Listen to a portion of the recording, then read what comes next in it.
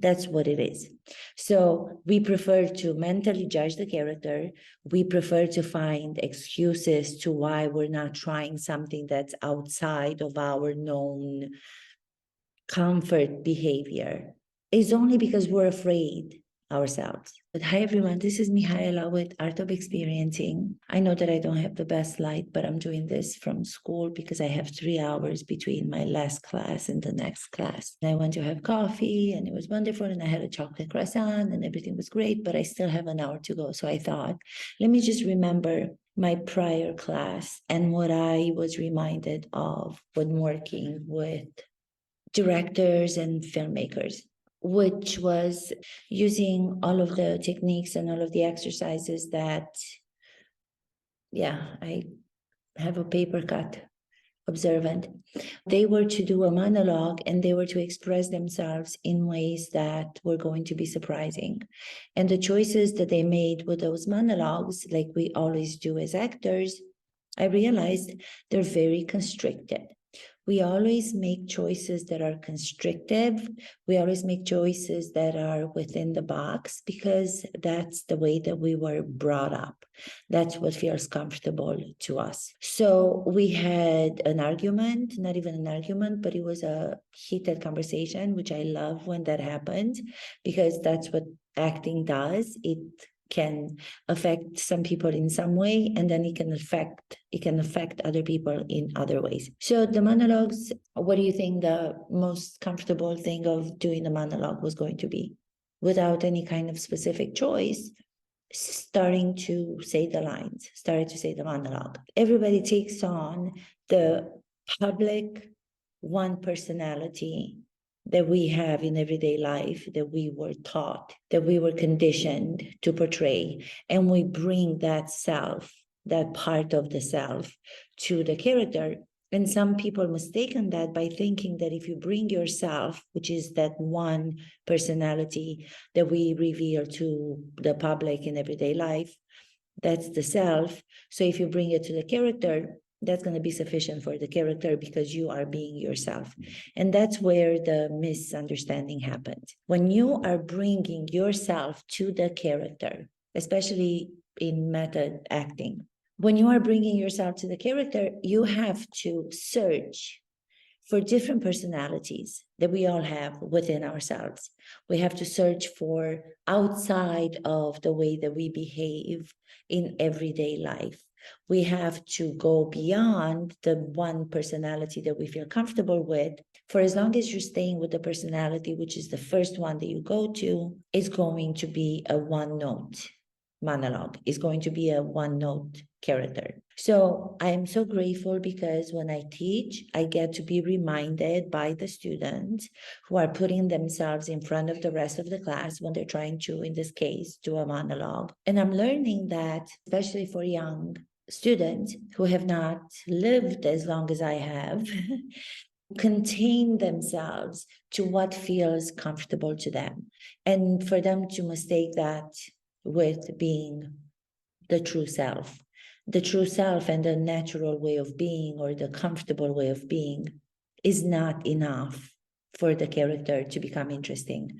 If you're not going to try to find how many other personalities you have that you might not even be aware of, if you're not trying to surprise yourself in the way that you behave, if you're not trying to find different ways of expression, what you are going to bring to all the characters or even to everyday life, what you're going to bring to everyday life is going to be the same monotone way of behaving. And then what I realized, another thing on top of what I've just said, is the difficulty that we all have when being asked to be expressive. We do not want to allow ourselves to be expressive because that is being viewed as being over the top. That's being viewed as being bold. That is being viewed as being unaccepted. And we find reasons to why we're not going to go to those different expressions.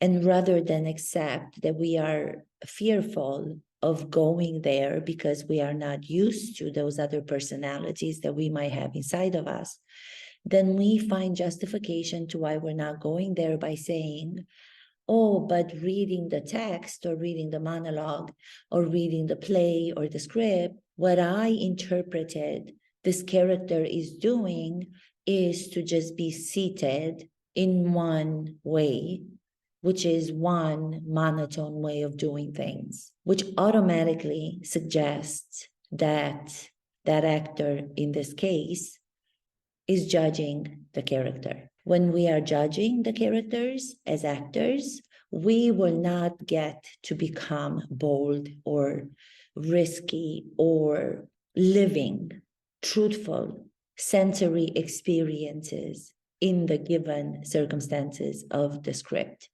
The reason we want to hang on to finding those excuses to why we're not going to be more expressive, this character is monotone, even with the risk of being wrong in the new discovered surprising expressions. But at least by trying them out, we will find out if they are the correct expressions that we want to bring to the character. And if they're not, if they are too bold for the character, we can at least put them to the side as being tried out in practice and not necessarily use them in the final film. We can go back to the one monotone note of being, because we decided now that's the choice that we want to go with, or that's the choice that the director wants to go with. But at least we have practiced the other versions. We've put them in practice. We have done them.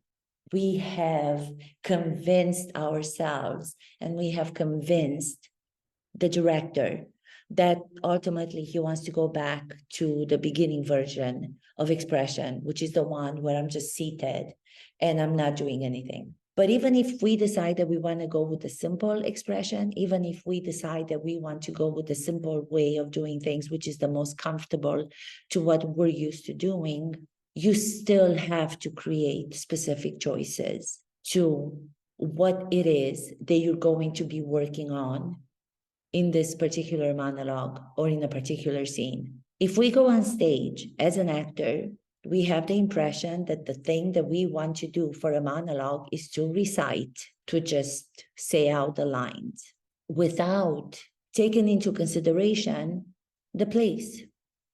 Where is the place? Learning from the script. Where is the character in a physical place? If the character is in a physical place on stage or on set, depending on how many props we have around, depending on how much set there is, once we start with the reality of what is, for example, I had to, in order to find this place where I'm doing this episode from, I had to go and speak to this wonderful person who works at the school, and I had to ask him if there was a space available that students are not using where I could maybe relax and do this episode. He was sweet enough, he was kind enough, so my interaction with him was kind. I could not believe that he was actually going to go out of his way to do that, because that's not his job. So I'm already taking those sensations. I'm already being grateful for him having given me the opportunity to have some space before I start my next class, which is going to be in an hour. Having that moment prior, my interaction with this kind man, as soon as he brought me to the space, which is a classroom, he opened the door, I walked in. For me, this class is something that I have not been in, which automatically is asking of me to find the best solution of where to set up the camera with the lighting that I have, which is not the best lighting, but I'm already having to adjust to the location of the place that I'm in order to achieve my goal, which my goal right now is to be able to do this episode, right?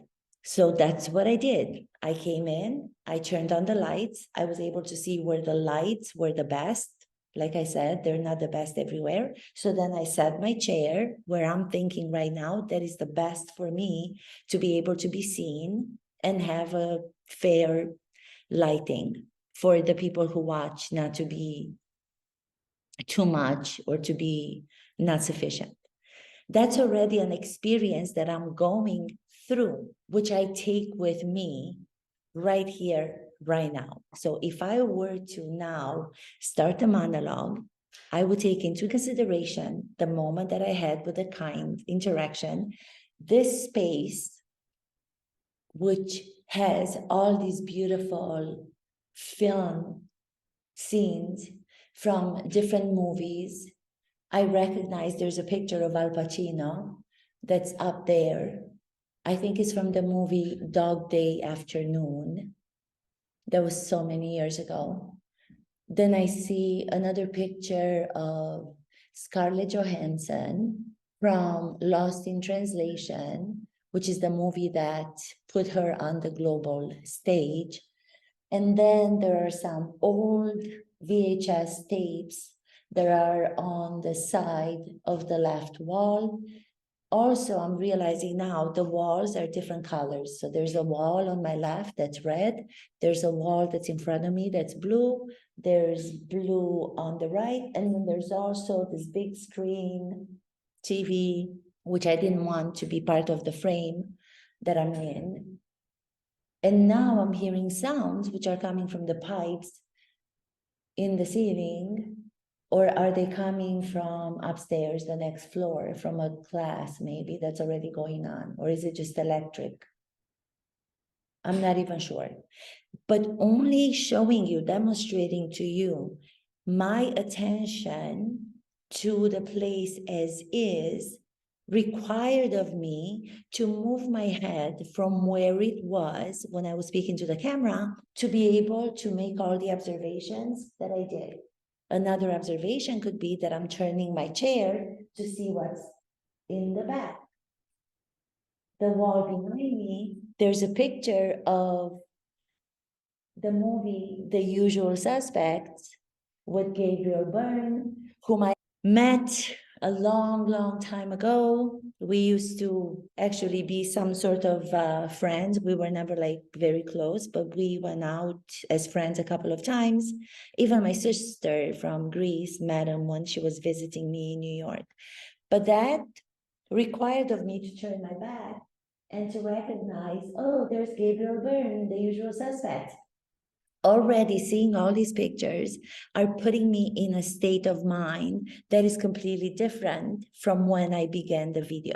If you look back at the beginning of the video, you'll see that I don't have the same smile on, because experiences, due to my observation and recognition of all these pictures, and the actor, which I happen to know personally, Gabriel Byrne, is giving me a different sensation, is giving me a different state of mind. And then I would go on and I would start the monologue with the reality of the physical place, which is the location of this room. If I were to do the monologue from here, using all of the observations that I have just demonstrated. As soon as I do that,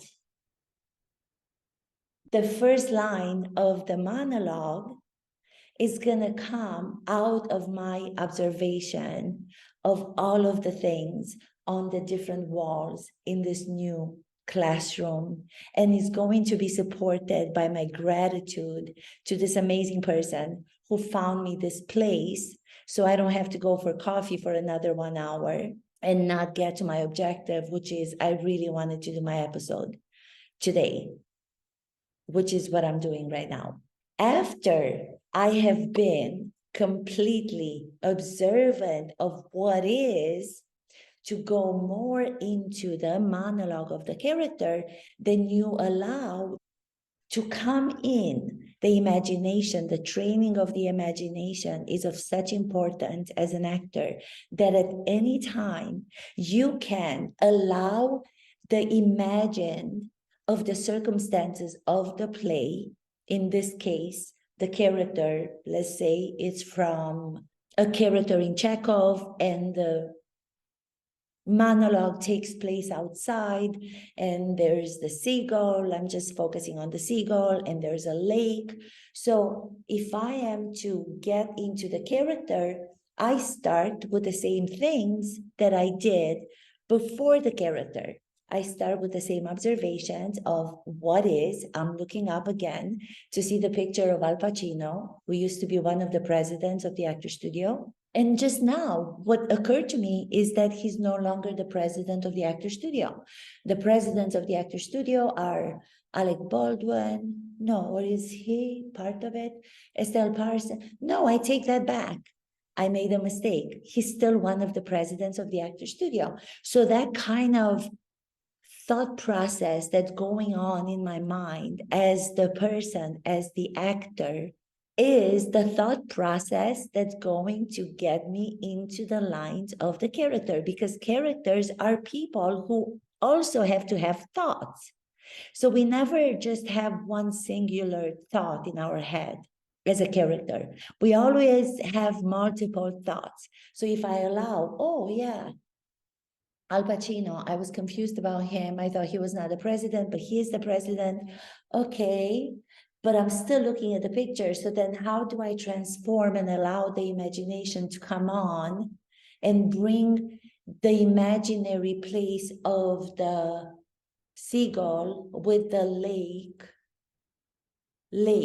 How can I put an image of the lake on top of the reality, which is the image of Al Pacino on the wall? I can just give myself permission to be a child and say, what particular lake comes to my mind that's going to be specific enough to convince myself to believe that I'm looking at a specific lake. It might not be the lake from the seagull for me because that's too general, but I can go back to when I was a child in the village where I grew up. We used to go up the hill with my friends and neighbors I grew up with. We used to go up the hill. It was one of those daily, not so much daily, but it was one of those weekend excursions that we would do. It was a recreation trip. It was a getaway to go into these beautiful hills of the village, to get to this lake. And once we got to the lake was known to us as children, or we were being told by adults that it was known the lake has no bottom, that it's so deep that it ends up in a river that's about 20 kilometers away from the village. And we believe that. So I'm imagining myself as a child going up those hills. What was happening to me if I were to recall my trip, my walk with my friends, who now I'm starting to envision them. Again, specific, how many friends do I envision? Who was one of them? One of the people that I envisioned was my first love, the first innocent love that I had when I was about 12 years old from the village. It was my first kiss. Where is he now that I'm combining the personal, the imaginative of the fictional characters from the play and my personal life? I can see him. He's very tall. I'm just imagining him, that he's walking in front of me, and maybe I'm having a difficult time now to get up the hill because I have to cross over something, a tree that was fallen. So he's giving me his hand to help me. So I'm putting my hand out for him to help me to overcome that physical obstacle, which is the tree, let's just say, that is in front of me. So already I'm constructing this personal story that is based on my personal experiences, but it's also making sense to the character from the seagull of Anton Chekhov, let's say. He's taking my hand, he's helping me go over. So I'm physically having to put myself into that so I can get up at this moment, and I can imagine that I'm actually moving myself, having to overcome the tree, this physical obstacle, and I'm no longer just seated in my one monotone way of doing the monologue. I'm already giving myself the permission to go with my personal recreation of what I remember from my childhood, from my youth, on top with the imaginary circumstances of the character. So creating the space is going to give you the foundation from which you have to start the monologue. Because if you don't have a foundation, if you don't have the behavior which is going to indicate from where the lines are coming from, you're just going to be seated, nothing happening, no expression on your face, no physical expression in the body, no thought process, but you're going to be an actor reciting a monologue, which is going to be boring and is not going to be different than any other actor who's going to interpret that role in a unique way. You're going to be the same as all or majority of the actors are interpreting a monologue. By giving yourself the permission to allow your personal to become part of the fictional story, you're bringing the story, the fictional story, to life in only one specific way to you, because only you, in this case, only I understand that those hills from the village going up to the bottomless lake. Only I understand my first love, who's now giving me the hand to help me cross the tree that's difficult for me to cross by myself. I can only interpret it from that point of view with those personal specific elements to it. So I'm going to create an interpretation of the character that's going to be different than any other actress portraying the same character for 100 or 1,000 years. However, you want to go back into the history of acting. So the students earlier in the class, some of the students earlier in the class, when being presented with the different options where you have to take yourself outside of the comfort zone, of the zone where you're just, yeah, but the character is just sitting in a chair and saying lines. There's no such option because the character is not an actor. And even if the character is an actor, he's not or she's not on stage in this particular situation. So the location and the physical place are so important to your behavior. And only when your behavior is made specific by you in the way that I just put it in practice as much as I can while I'm doing this, and I'm also being considerate that I want you guys to see me, so I'm not going off camera, but I'm also being considerate that there's a camera, for example, if this is being shot, but I am doing the physicality, I'm doing the gestures involving my personal story, involving my physical gestures of my body, using personal location to substitute for the classroom after I had paid attention to the reality of the classroom, and then using the person from my life at that time and bringing in an obstacle, which is the obstacle of the tree that he's helping me to come over it. And that's already putting me in a state of mind where if I were to start to say the first line of the monologue, I have this to come from. I have this filled in life that I'm already feeling happening. The line and the monologue is going to come out of. And then it's up to me how I continue it. If my objective is to continue to get the attention of my first love, the person that's there, it's going to depend on my imagination and how I visualize. The sense of sight comes into play, because if I'm continuing to have as the objective to be able to finish this episode for my YouTube channel, But at the same time, as the character, I want the love of my life to keep helping me all the way up to the lake. And maybe when I get there, he's going to kiss me for the first time.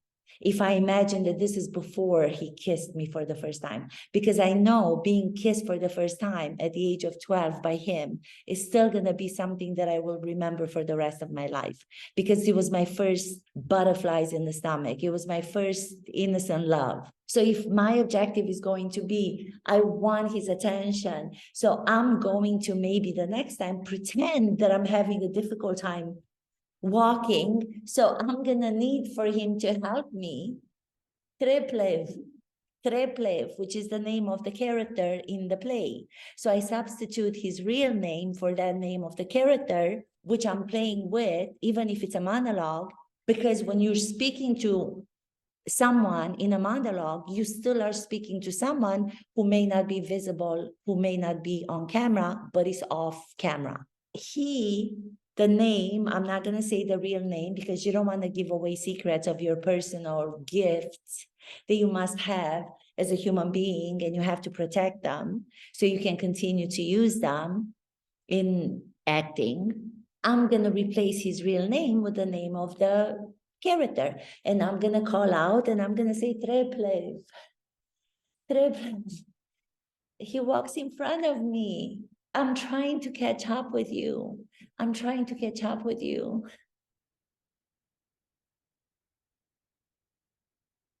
And then maybe I realize, because we have to imagine his behavior. Maybe I realize that he doesn't want to help me anymore, that he's running ahead to catch up with somebody else. Is he actually more interested in the other person? He walks so fast ahead of me. His steps grow softer and softer. I can't see him. He just went behind a tree. How does that make me feel that he's not paying attention to me anymore? That's going to change the way that I say the next line. So the monologue has to be divided into different beats. It has to be divided into different change of thoughts. That's why it becomes a monologue, because you are interpreting it as if you're speaking with someone. Even if that person doesn't respond, you have to imagine that they are somehow responding. It doesn't have to be in words. You can also interpret, or you can also make up words that you're imagining they're saying back to you. Maybe I'm imagining that he's saying, I'm trying to help somebody else. So what does that say to me in my interpretation? There's another person that's more important, so he's not considering me to be as important as I thought. So maybe the kiss and maybe the innocent love that I feel for him, he's not going to return back. So that's going to change all of the ecstasy and all of the excitement that I felt when I touched his hand, when he helped me over the tree the first time. And now it's a different reaction because it's not what I thought.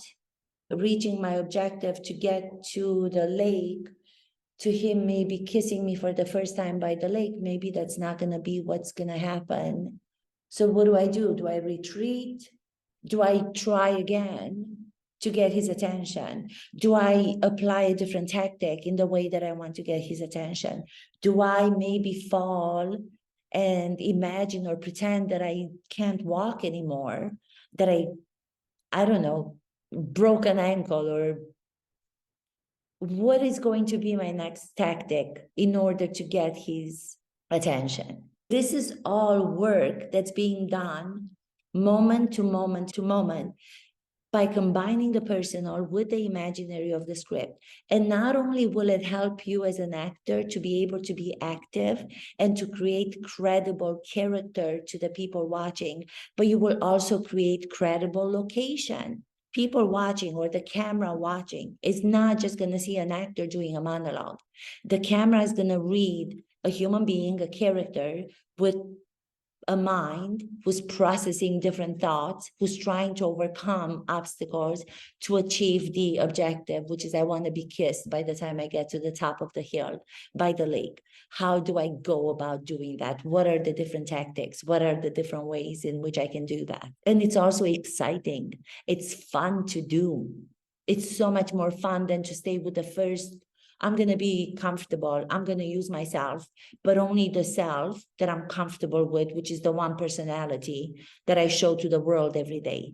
That's not sufficient. You got to bring all of the other, you got to bring the child in. You got to bring maybe the imagined self in 20 years from now. You got to bring the personal of the location that was of significance to you and put it on top of the location that the script is giving you. You have to put everything in practice. You have to move and you have to feel, not based on, I'm going to have feelings, therefore I have to have emotions. The emotions come out the same way as the lines of the monologue of the need to achieve an objective, a goal. Recreating, starting with the real of what is, because we always have to be aware and observant of what is. We can never go into the personal backstory or imagined fictional story and not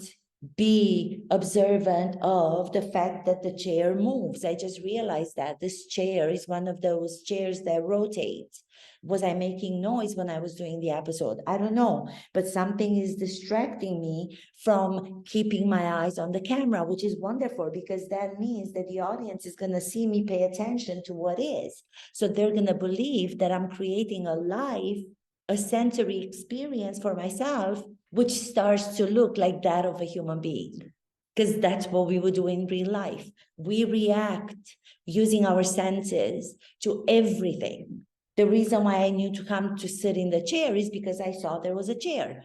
If my senses were not involved in my decision to where I'm going to sit, if I didn't use my vision to see where I was going to sit, I could sit next to the chair and fall on the ground and break my back. But in everyday life, we respond with our senses to everything that we do. It's just that we're not conscious of those responses, and we're not conscious every minute of the day exactly how we respond sensorially. But as actors, we have to become observant so we can train our senses to respond the same way that they do in everyday life to the fictional situations in the stories that we tell. And it's also so exciting because not only does it help for actors to become more active, but all of these exercises, all of these sensory experiences nowadays are being implemented in everything. If you're watching the trial, the Alec Murdaugh trial, which I don't want to go into it right now, but when you're watching the prosecution in trying to bring facts to what they believe their side of the story is to what happened, they are using the witnesses that they have, and they're not just letting them sit in the chair and tell their story. They're having them get up and they're having them demonstrate with their bodies what they saw, what happened.